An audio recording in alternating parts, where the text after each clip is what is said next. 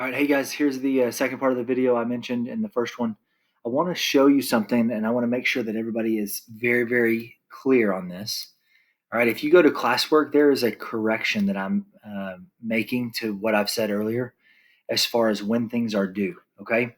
All right, so this is first period, Algebra 1, okay? Notice that the due dates are now tomorrow at 8 a.m., all right, for both your attendance ticket and your assignment. So today is an A day, Wednesday, April 1st. Tomorrow, before 8 a.m. or by 8 a.m., those of you who have class with me today, if we were at school, these things are due then, okay? So they are due the next day, okay, the following day from whatever day you would have class. So if I go to my sixth period, I will see them tomorrow, right, officially. And so their due date is Friday for tomorrow's assignments, okay? Because I post them a little early, they're able to get them done earlier. But the due dates are always the next day at 8 o'clock, okay, or by 8 o'clock. So be super, super diligent, because if you turn in your attendance or you do the attendance ticket after this tomorrow, right here, all right, then you will be counted absent for today. All right, so watch this video, all right, go to attendance ticket, fill it out before tomorrow at 8. Go do your math problems before tomorrow at 8, get it turned in. Otherwise, you won't get credit for being here. And then if you don't turn it in, I'm not going to go back and regrade. I'm going to just start assigning you the retake of that particular assignment. Okay, kind of like a checkpoint retake. All right, so I just make sure that you're getting your stuff done by the following morning at 8 o'clock. Okay, so today's an A day. First, fifth, and seventh, get your work done by tomorrow morning. Remember, the due dates here will reflect this new information. Okay, all right, let's jump over here. These are the two questions that I said I would do. Okay, they are a little different. All right, so I'm going to do them for you. Remember, we want to find out the values of x, right? So our solutions. So we will subtract 64 from both sides. So I'm going to rewrite it here. So x squared plus 64 equals 0. All right, I'm going to subtract 64 from both sides. And we're going to end up with x squared equals negative 64. All right, the next step is to take the square root and take the square root. All right, the square root of x squared is just x, right? Because x times x equals x squared. But then when we come over here, the square root of a negative number, right? Any number times itself, right? We want to be this thing, okay? But if we did 8 times 8, that's positive 64. If we did negative 8 times negative 8, that's positive 64.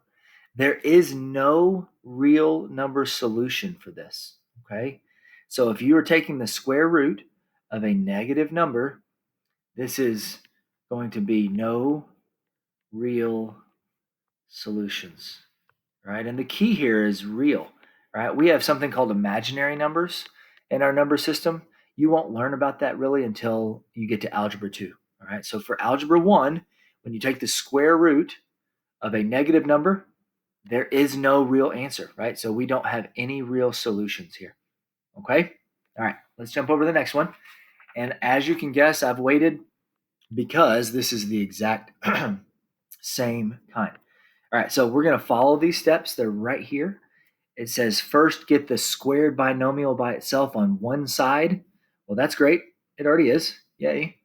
All right, and second, we're going to take the square root of both sides. So square root of that thing and the square root of that thing. All right, well, the square root of x plus 10 squared is x plus 10. But the square root of negative 4 is, we don't have an answer for that, right? So we're going to say no real solutions. Okay. Key word is real. All right. There are solutions, but not real ones, right? And we're not going to talk about the other version. Okay. So that wraps up your notes. Okay. Here it is. I've decided not to do this. This was lesson 7.1. This is lesson 7.2.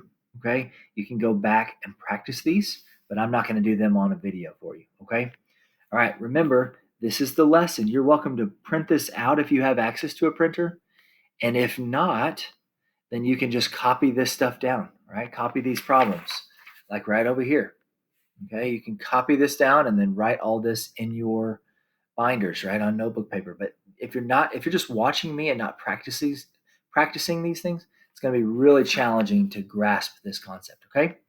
All right. So lesson 7.3, part 1. All right. And what you're turning in is the assignment. I'll give you a hint. There is no real solutions on your assignment. Okay. Assignment 7.3, 8 questions.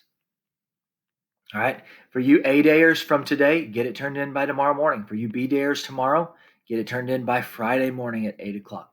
Okay.